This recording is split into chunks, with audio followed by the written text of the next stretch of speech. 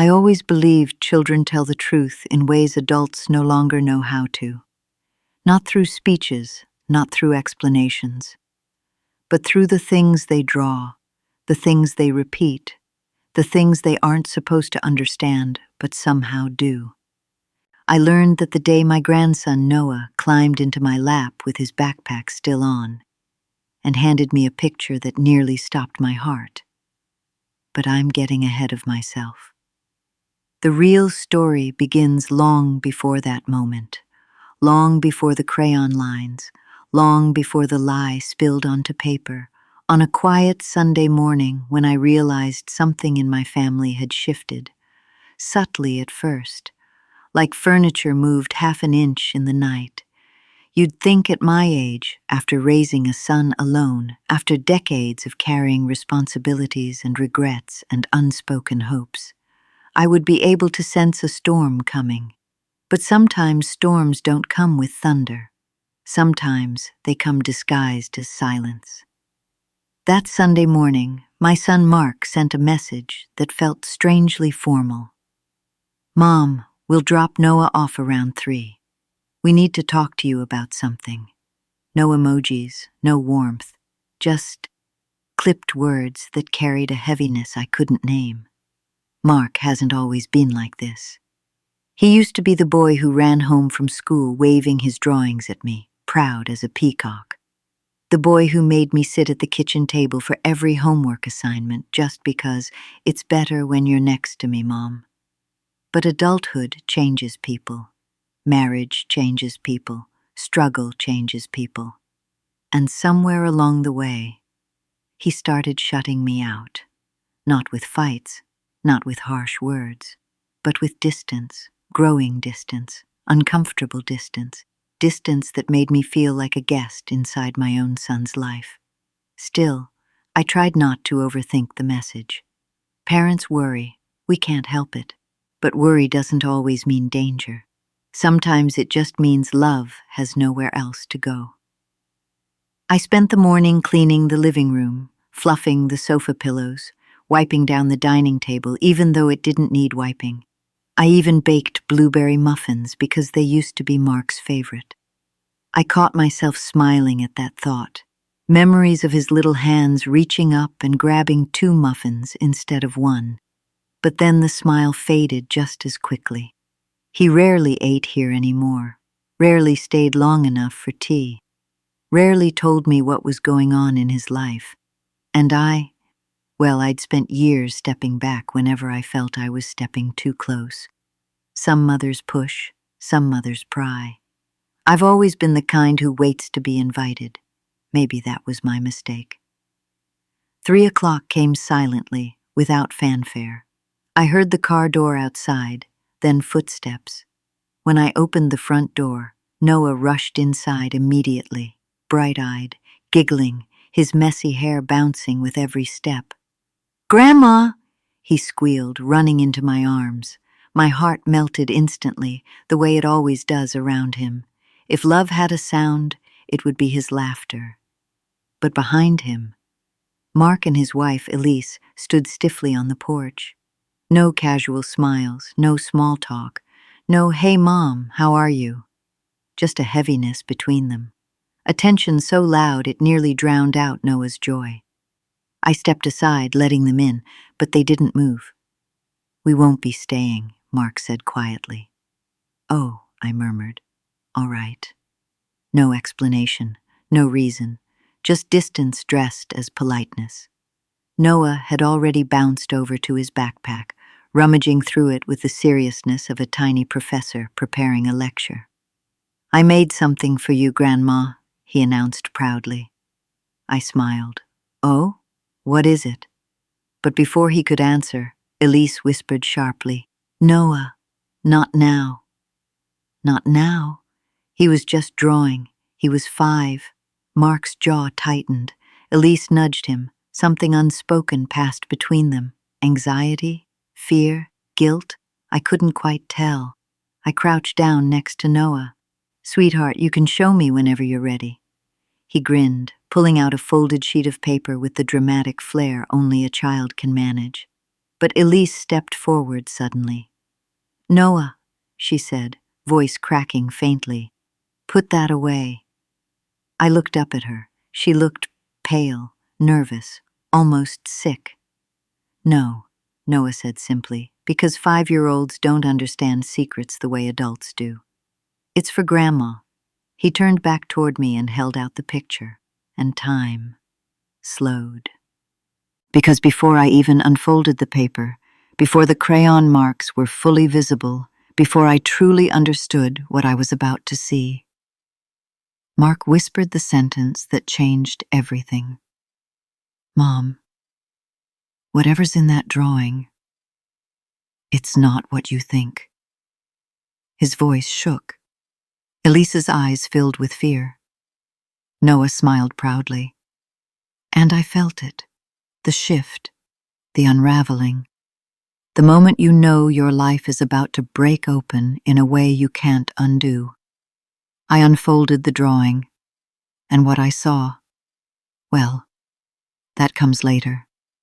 But I'll tell you this much. Children don't lie with crayons. They reveal what adults hide in silence. And Noah's drawing revealed something my son and his wife had fought desperately to keep buried. Something they never expected a 5-year-old to expose. Before we continue, let me ask you, have you ever discovered a truth you weren't supposed to find? If you feel comfortable, share your story below. Sometimes our stories help others feel seen. I stared at that drawing long after my grandson, Leo, ran off to wash his hands like his mother had asked. The crayon lines were jagged and uneven, the kind only a 5-year-old could make. But the message buried inside them felt sharp enough to cut bone. 3 figures, stick bodies with round heads, a tall woman, a tall man, a little boy in the middle. But the woman, she wasn't Evelyn, not even close. The hair was longer, the dress was red, the smile, wide and bright, didn't look like a mother who barely had the energy to heat leftovers most nights. I turned the paper around, pretending to admire it, but Leo's words echoed in my head like they were carved there. "Grandma, that's Daddy's friend." A friend he never mentioned, a friend who seemed very close, a friend drawn, standing where Evelyn should have been. My chest tightened, because even though I hadn't said it out loud, I knew something was wrong. Something deep. Something Evelyn didn't want to talk about. Something my son, Daniel, her husband, had clearly been hiding. I'd sensed it for months. The distance, the tension, the brittle politeness in Evelyn's voice every time she called. But this drawing felt like a crack in a wall that had been painted over too many times. "Mom?" Daniel's voice cut through my thoughts. He stood in the doorway holding a basket of laundry, pretending to be casual. Pretending that was his specialty. "You okay?" he asked, nodding toward the picture in my hand. "Leo likes drawing random people. Last week he said he drew a superhero." I forced a smile. "This doesn't look like a superhero." Daniel shrugged. "Too fast, too practiced. Kids draw weird things. Don't read into it." But he didn't reach for the drawing. Didn't even look at it. And that told me everything.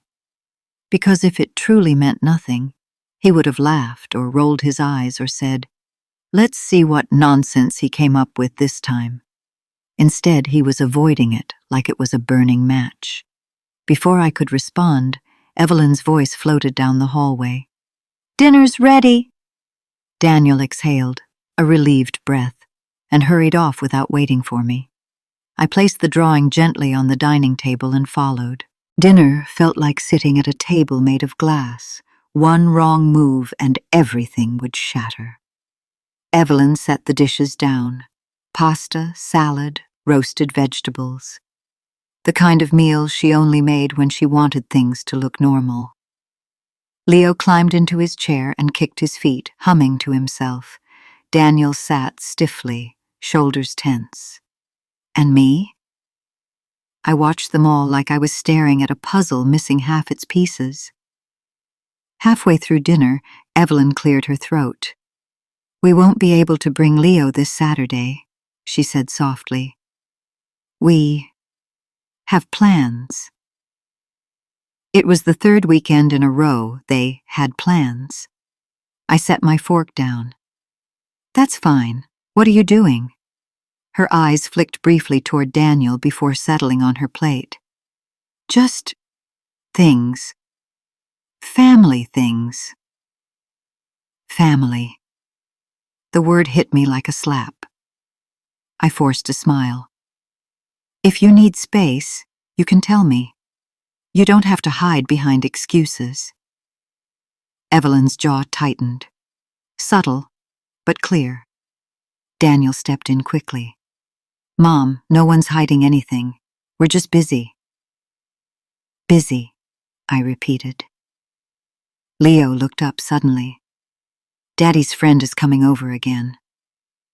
Silence. The kind that thickened the air. Daniel reached across the table and gently cupped Leo's chin, pulling his face toward him. "Buddy," he said with a forced laugh, "you're being silly. There's no friend." "But she came yesterday," Leo insisted.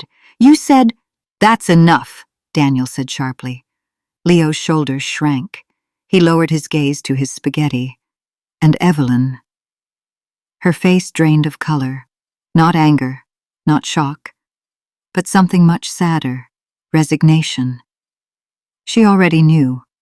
That's when it clicked. The tension, the excuses, the exhaustion in her eyes, the way she hadn't touched Daniel once all evening. Whatever was happening, it wasn't just a lie.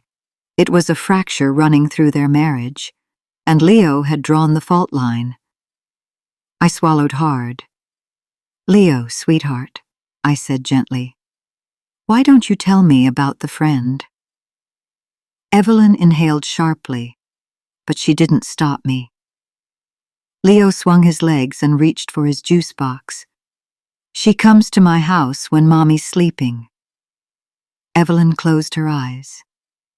Daniel's fist tightened around his fork. "And she brings candy," Leo continued. "And she has a red dress with sparkles." A red dress, just like the one in the drawing. "And Daddy says she's fun," Leo finished softly. He looked up. "But Mommy cries after she leaves." Evelyn let out a small, broken sound, the kind someone makes when their ribs are holding in too much hurt. Daniel slammed his fist onto the table. "That's enough! He's a kid. He doesn't know what he's talking about." But Evelyn whispered, "Yes, he does." She stood abruptly and walked into the kitchen. Not a loud exit, not dramatic, just the quiet walk of someone who'd been bleeding on the inside for far too long. Daniel exhaled and dropped his head into his hands. Leo poked at his food, confused. I rose from my chair. "Daniel," I said quietly, "we need to talk." He didn't look up. "I don't want to talk." "Well," I said, "we're going to." He finally raised his head, and the sight broke me. This wasn't the boy I raised. This was a man drowning in mistakes he didn't want to face. "Mom, it's complicated." "It always is," I replied. "But the truth never should be." He scrubbed a hand down his face. "We're going through a rough patch." "A rough patch doesn't put another woman in your house." His jaw clenched. "It's not like that." "Then what is it like?" I pressed. Evelyn's muffled sob sounded from the kitchen. Daniel flinched. For a moment he looked at her direction, guilt twisting his features, and I thought he might finally tell the truth. But instead he whispered, "You don't understand." I straightened my shoulders. Then make me understand. He shook his head. It's not that simple. It is when your son is drawing pictures of strangers in his home. Daniel swallowed hard. I saw it then. The flicker of fear in his eyes. Not fear of me. Fear of consequences. I didn't think he noticed, he whispered. I stared at him. You didn't think your 5-year-old noticed another woman in his house? He covered his face. This isn't what you think. Then tell me, I said, my voice steady despite the ache forming under my ribs. His voice cracked. She wasn't supposed to come when Leo was awake. The words hung in the air like smoke. Evelyn quietly stepped back into the room. Her eyes were wet, but her face was calm in that frightening way. The calm of someone who had cried past the point tears could help. She stood across from Daniel. Say it, she whispered. Say her name. Daniel's lips parted, but no sound came out. Evelyn looked at me. Her name is Brielle, she said, voice shaking. She works with him, and she's been in my home for months. Leo swung his legs and looked between us all, not fully understanding. Daniel reached out for Evelyn's hand. She didn't take it. Ev, no, she said. Don't you dare. He lowered his head. I felt something inside me shift. A mother wants to believe her child can't do this. A mother wants to make excuses. A mother wants to protect. But as I watched Evelyn wipe her tears, as I looked at Leo, confused, sweet, innocent, as I stared at the drawing still lying on the table, I realized something. Daniel's mistakes weren't mine to shield. His mess wasn't mine to fix. But what came next was my responsibility. Because Evelyn looked like a woman disappearing, and Leo deserved someone who saw the truth before it scarred him deeper. I rose from my chair. Daniel looked up at me with pleading eyes. Mom, please, don't make this worse. I shook my head. Not in anger, not in disappointment, in decision. This isn't about me, I said quietly. This is about the family you are breaking. He flinched. Evelyn's breath stuttered. And Leo, he held up his drawing again, smiling proudly. Grandma, look, he said. See? Daddy's friend. His innocence was a knife, one that sliced through all the lies Daniel had tried to wrap himself in. Evelyn pressed a hand to her chest, breath shaking. Daniel finally whispered. She wasn't supposed to get attached. It was meant to sound rational. All it did was confirm the depth of his betrayal.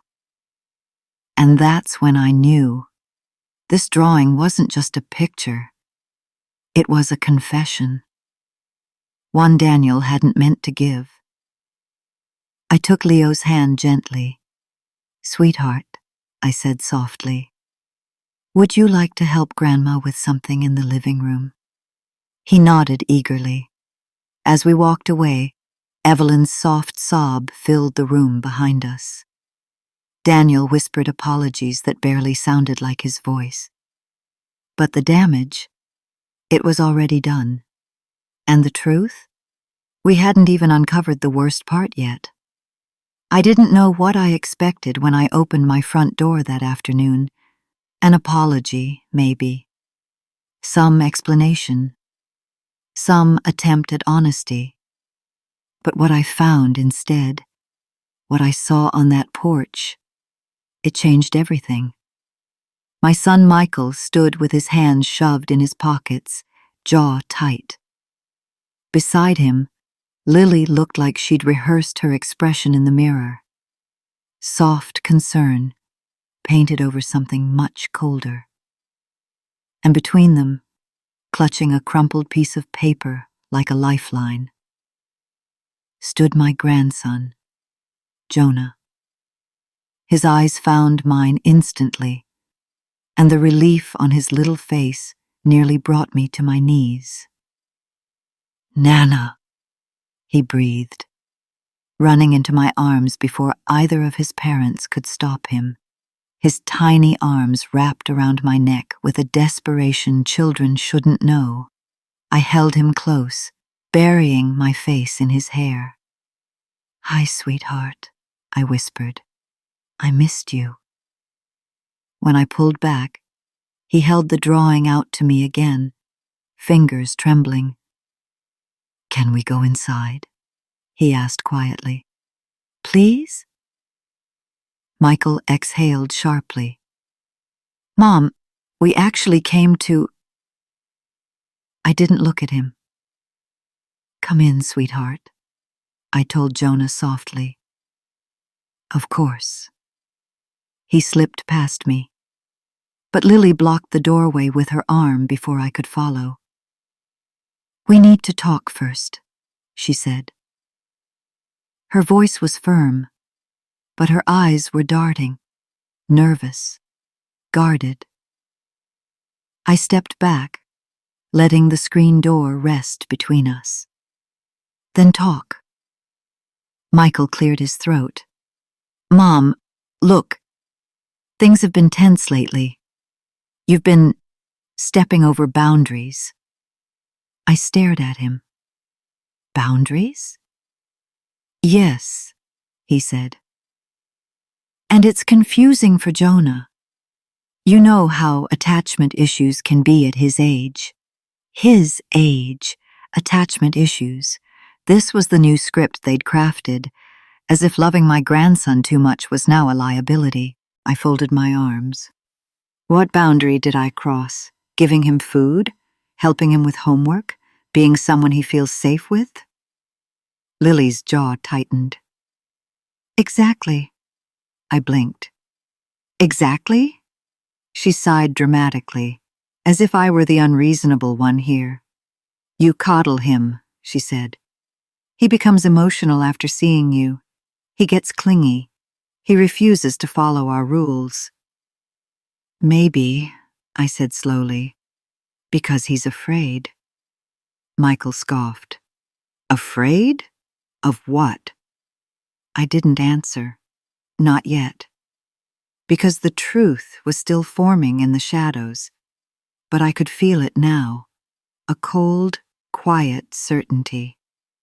Whatever lie they'd told him, whatever truth they'd twisted, it was something they didn't want said in front of me, something Jonah had been punished for knowing, something that made them show up at my door in a panic, trying to get ahead of whatever he'd revealed.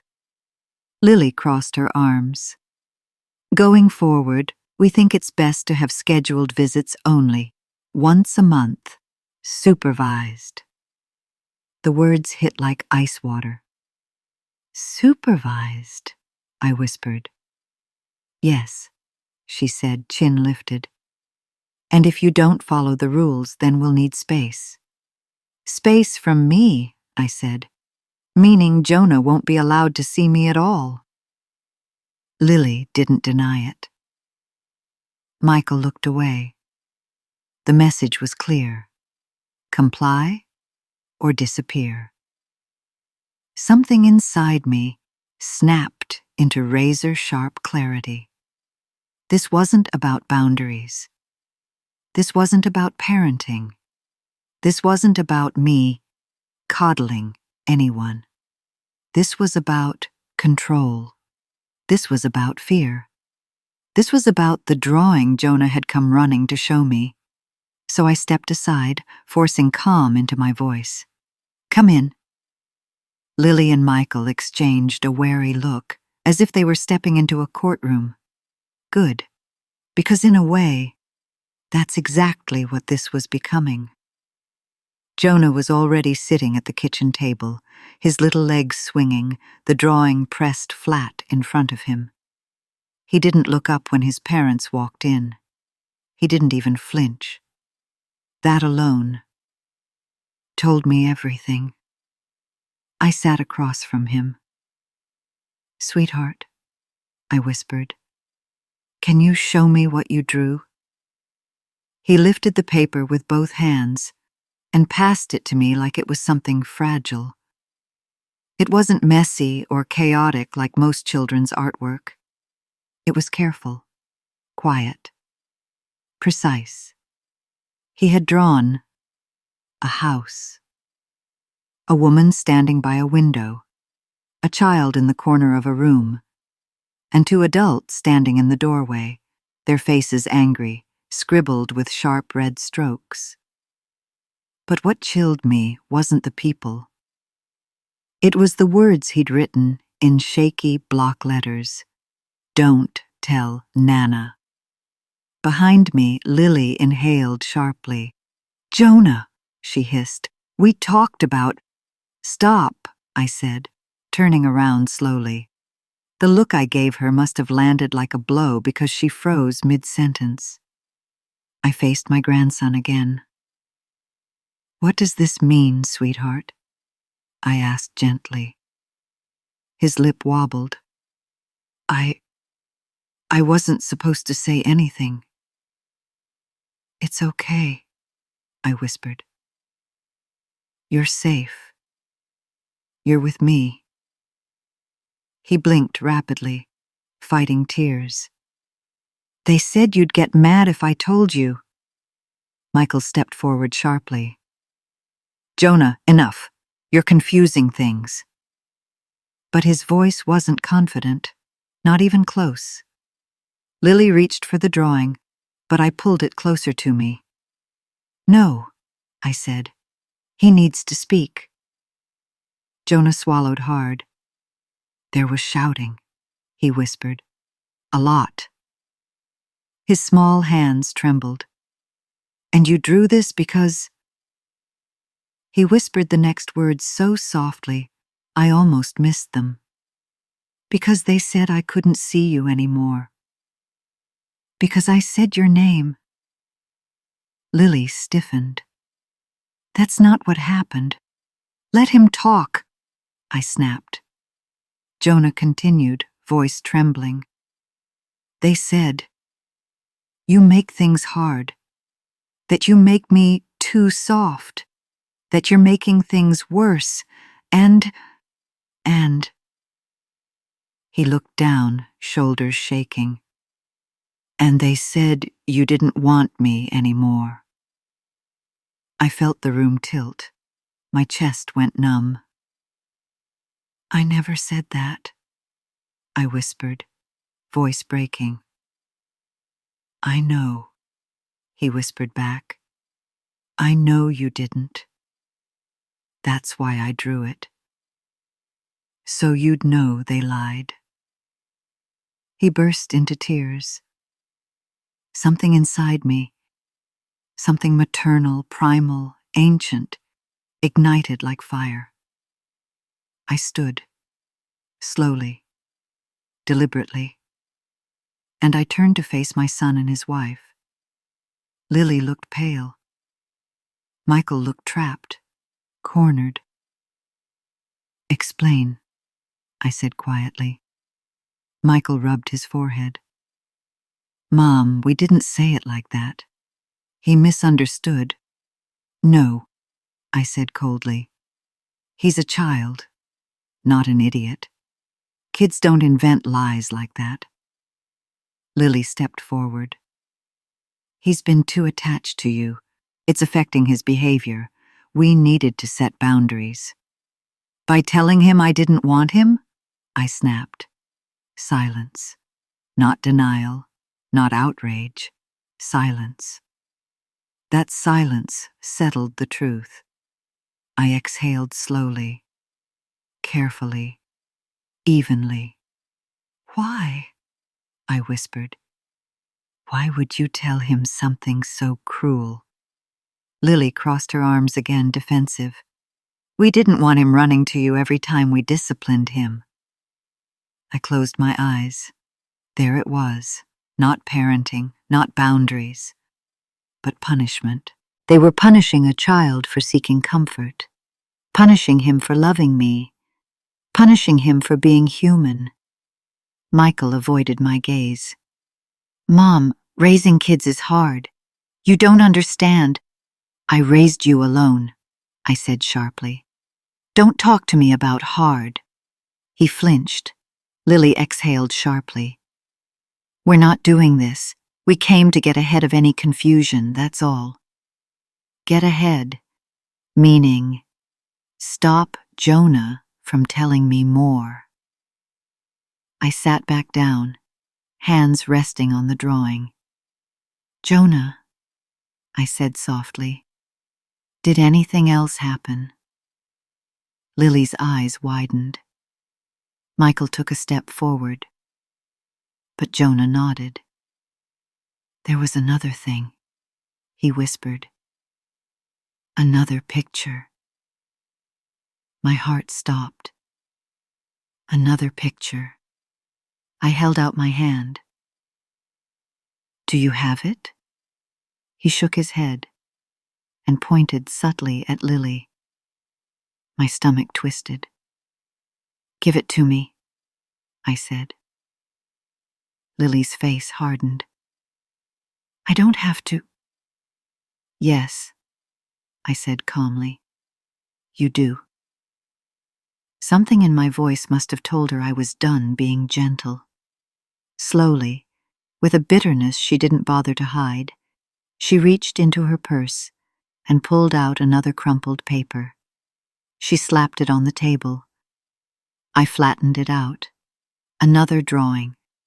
Another quiet truth spilled by a child who had no other way to speak. This time, it was a picture of Jonah crying on the floor, and above him, drawn as towering giant-sized figures, were his parents. Their mouths were scribbled sharp, their eyes angry, their arms raised, and again the same words scrawled across the top. Don't tell Nana. My pulse roared in my ears. I looked at Lily, at Michael, at the two people who were supposed to protect their child. Is this what you didn't want me to see? I whispered. Neither answered, because the answer was already in my hands. Jonah pressed himself against my side, trembling. They said it was just yelling, he whispered. But yelling feels like hitting in your heart. That sentence, that fragile, small truth, shattered me. I wrapped an arm around him gently, protectively. Michael stepped forward. Mom, don't twist things. Kids exaggerate. I stood so abruptly, the chairs rattled. He's scared of you, I said. Do you understand that? He's scared. Lily scoffed. He's sensitive. You made him that way. I stared at her, stunned. You blame me for your cruelty? She flinched, because she hadn't expected me to say it out loud, hadn't expected me to fight back, hadn't expected me to finally stop being quiet, compliant, invisible. I lifted the drawings. These are not misunderstandings, I said. These are cries for help. Michael's face reddened. Mom, you're overreacting. No, I said, voice shaking with anger I hadn't felt in years. I underreacted for too long. I stayed silent for too long. I trusted you for too long. The room went still. Lily looked at Michael urgently. Say something! But he had nothing to say, because the truth was laid bare on the table. I gathered Jonah's drawings and held them gently, as if they were pieces of him, pieces of his voice, his fear, his truth. Then I crouched down to Jonah's level. "Sweetheart," I whispered, "thank you for showing me." He threw his small arms around my neck in response, and I made a silent promise in that moment, one stronger than anger, stronger than betrayal, stronger than fear. I would not let them erase this child, not the way they erased me, not ever. And that promise was the beginning of everything that came next. I stared at that little drawing on my kitchen table for a long, long time. A stick figure boy, a stick figure mother, a stick figure father, and then a fourth figure drawn behind them. Small, faint, almost erased. A tiny figure standing alone.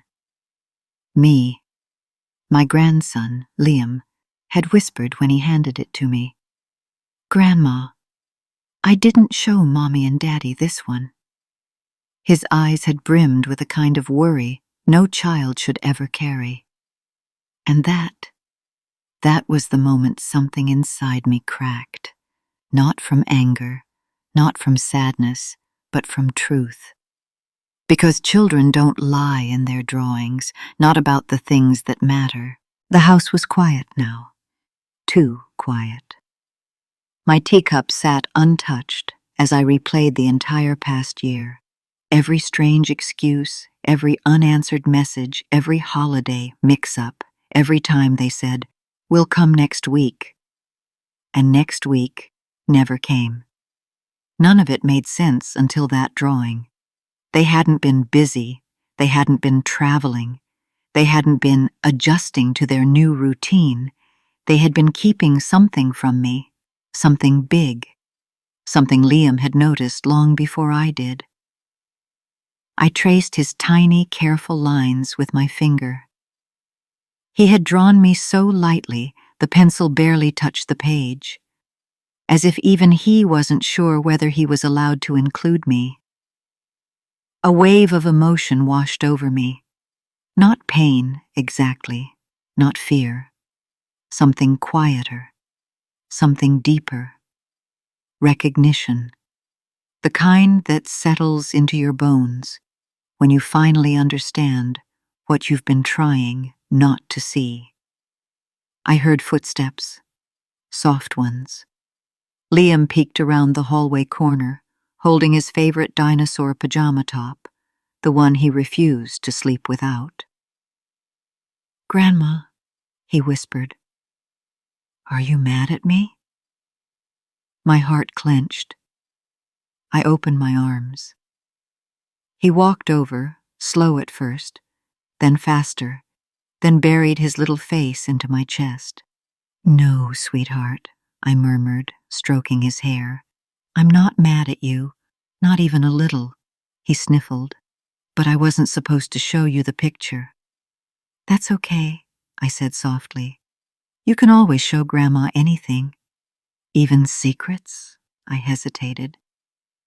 "Especially secrets." He squeezed me tighter. "They said it would make you sad," he whispered into my shirt. "They said you'd cry if you knew." My breath caught. Knew what? But I didn't ask. Not yet. Not while he was trembling. Children reveal truth slowly. You have to let it come out in its own time. I kissed his forehead gently. "How about this?" I said, steadying my voice. "You go change into your pajamas, and I'll make us some warm milk." He nodded, wiping his nose with the back of his hand. "And Grandma?" he whispered, pausing in the doorway. "Yes, sweetheart?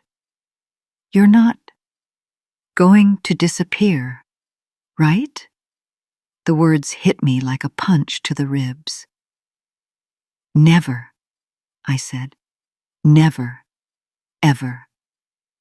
He nodded once, relieved, then ran to the guest room. And as soon as he was out of sight, I let myself exhale, a long, aching breath that had been trapped in my lungs for months. What lie had his parents told him? Because that drawing wasn't just a child's doodle. It was a confession and a warning. While Liam changed, I moved around the kitchen slowly, deliberately, giving my hands something to do while my mind spun and spun. I reached for the milk carton. The refrigerator light glowed softly in the dim room. Everything felt so normal, so ordinary, and yet nothing was normal anymore. A soft buzz shook the counter. My phone. One new message from my son. "Mom, we need to talk immediately." A second buzz. "Please call. Right now." Then a third. "Where is Liam?" Another buzz, this time from his wife. "If you've taken him without permission, that is kidnapping." I stared at the screen, my pulse steady, not frantic, because I suddenly understood something. They weren't texting out of worry for their son. They were texting out of panic. Panic that something had slipped, something they were trying to hide, something a 5-year-old had accidentally revealed with 4 stick figures on scrap paper. I turned the phone face down on the counter, not to be dramatic, just to think, just to breathe, just to decide my next step. My hands wrapped around the warm mug as I poured the milk.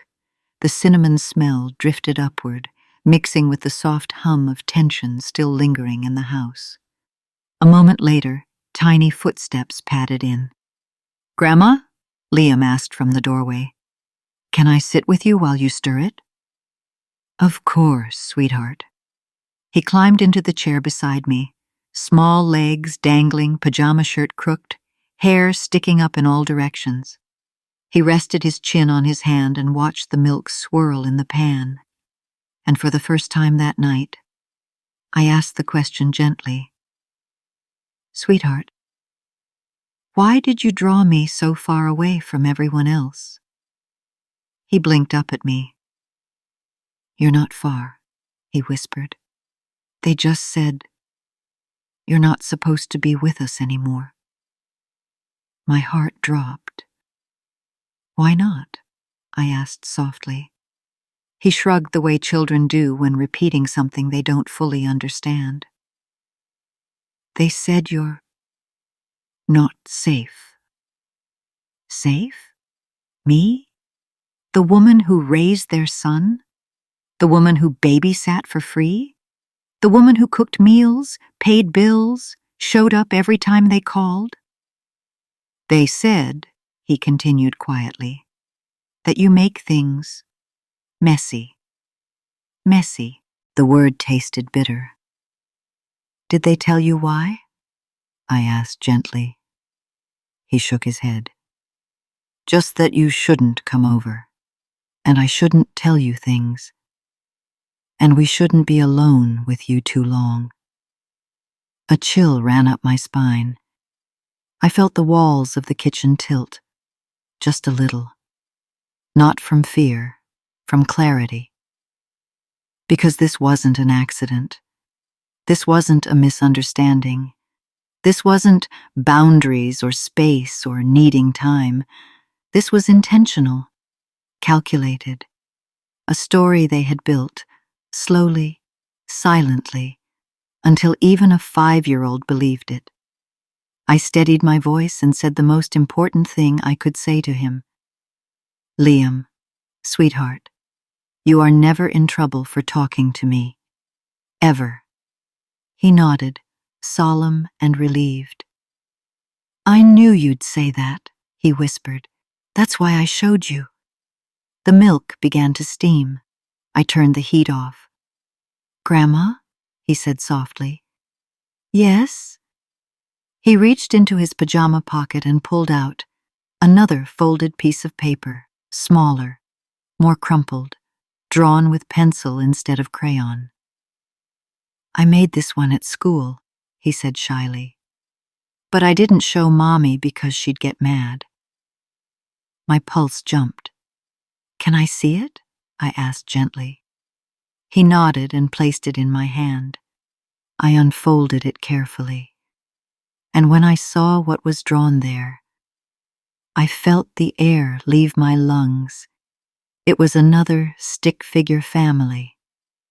But this time, the parents were crossed out. X marks over both their heads, and underneath, in a child's shaky handwriting, were 3 words. Mommy lied. Daddy lied. The paper slipped slightly between my fingers. Liam, I whispered, why did you write this? His little voice trembled. Because, Grandma, they told me something bad. Silence flooded the kitchen. What did they tell you? I whispered. He swallowed. They said, you didn't love me anymore. I felt my heart fracture. Sweetheart, I breathed, kneeling so I could look him straight in the eye. I love you more than anything. Nothing could make me stop. He nodded again, too quick, too desperate. I know, he whispered. That's why. I wanted you to know they lied. The front door suddenly rattled. A hard knock, once, twice.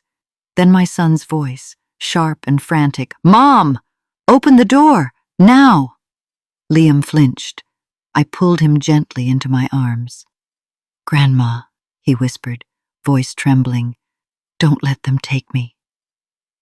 I held him tighter, because now I understood everything, and this story, this lie, this invisible line they'd drawn between me and the child I loved.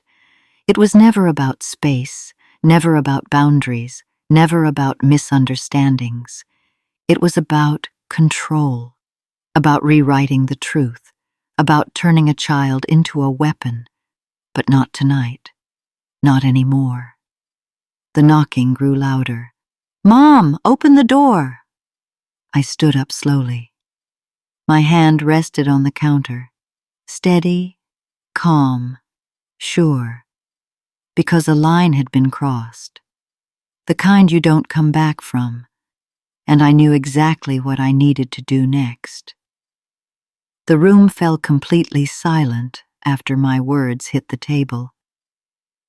Mark stared at me like he'd been slapped. Sophie's fingers froze around her mug. But my little grandson, he just watched all of us with wide, confused eyes. I took a slow breath. Jamie, I said softly, why don't you bring me that other drawing you showed earlier, the one with the house and the lady with the key? Mark's head snapped toward his son. There's another one, he said sharply. Jamie shrank a little, tucking his chin. I put a gentle hand on his back. It's okay, sweetheart. You're not in trouble. He nodded hesitantly and ran down the hall. The moment he disappeared, both of his parents exploded. What exactly do you think you're doing? Sophie hissed. Mom, you're crossing a line, Mark barked. This is our child, our family. You have no right interrogating him. I lifted my head slowly, meeting both of their eyes without flinching. I'm not interrogating him, I said. I'm listening to him, something neither of you seem to have been doing lately. Sophie's jaw clenched. Mark looked like he might combust. Before either could speak again, little footsteps pattered back toward the living room. Jamie returned, clutching the drawing to his chest. He placed it gently in my hands. And when I unfolded it, everything made sense. The picture was simple but devastating. A house, Sophie, Mark, and another man. one I didn't recognize. Tall, dark hair, standing beside Sophie. The three adults were holding hands. Jamie stood off to the side, watching, and above the house, scribbled in wobbly letters, "My real family." My heart sank. Sophie's face drained of color. Mark stared at the drawing, like it was written in a language he didn't understand. I pointed at the third adult in the picture. "Jamie," I said gently, "who is this man?" The boy answered without hesitation. "That's Mommy's friend. He comes when Daddy's at work." Silence slammed into the room so hard it felt like the air disappeared. Mark's face went gray. Sophie lurched forward. "Jamie, no, those are just stories, honey. Mommy said you shouldn't."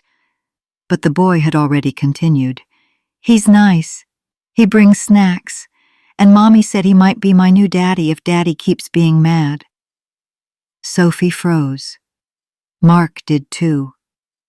I felt my stomach twist.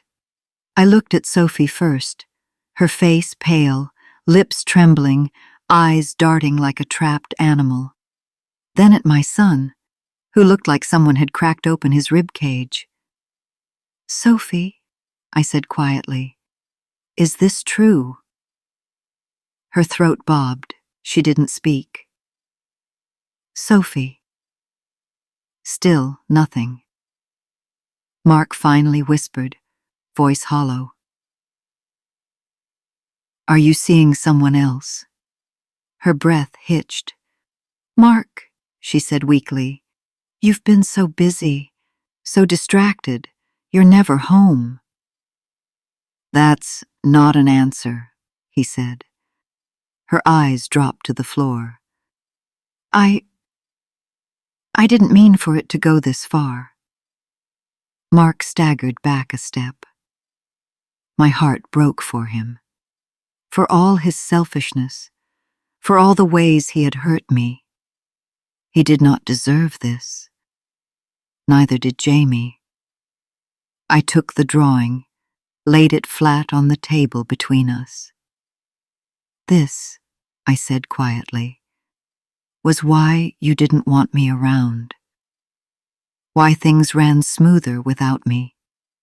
Because Jamie talks. Because children don't know how to hide the truth." Sophie's shoulders slumped in defeated silence. Mark turned away, running both hands over his face, making a sound I'd only heard when his father died.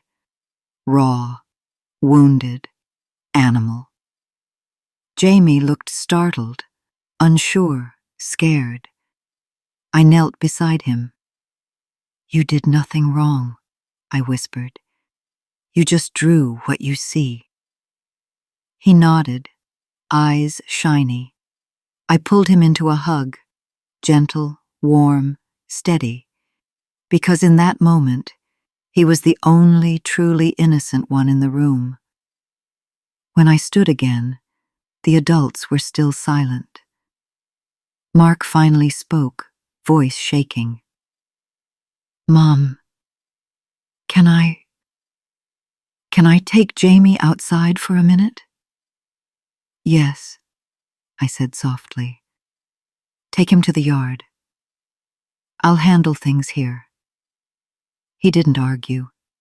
He scooped Jamie into his arms and walked out, closing the door behind them, leaving me and Sophie alone.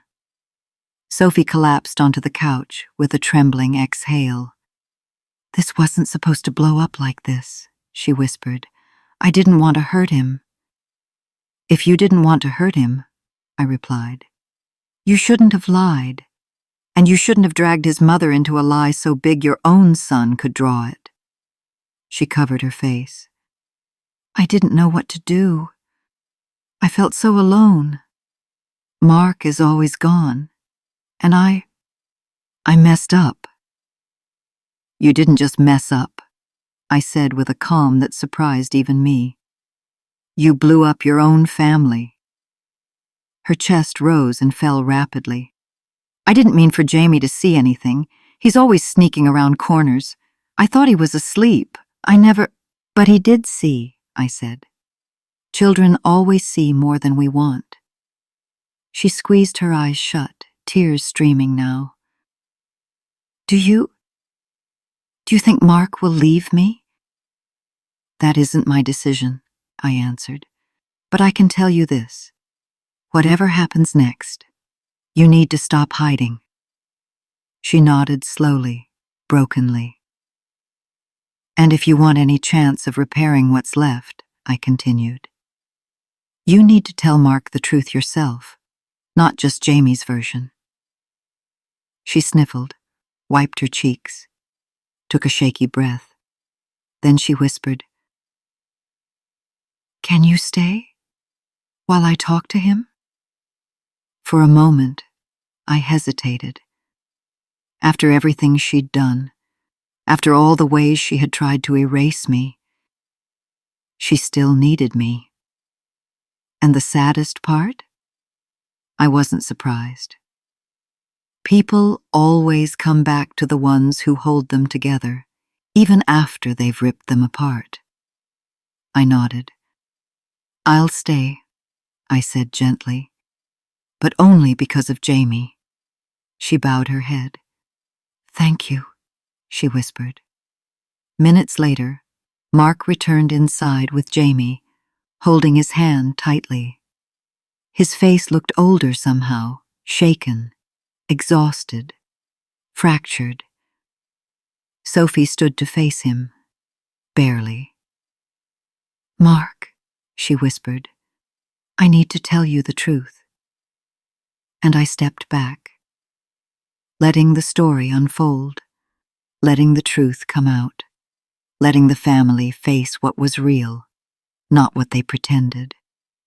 Because sometimes, a child's drawing reveals more than any adult ever will. As I watched Sophie gather the courage to finally tell Mark the truth, I realized something profound.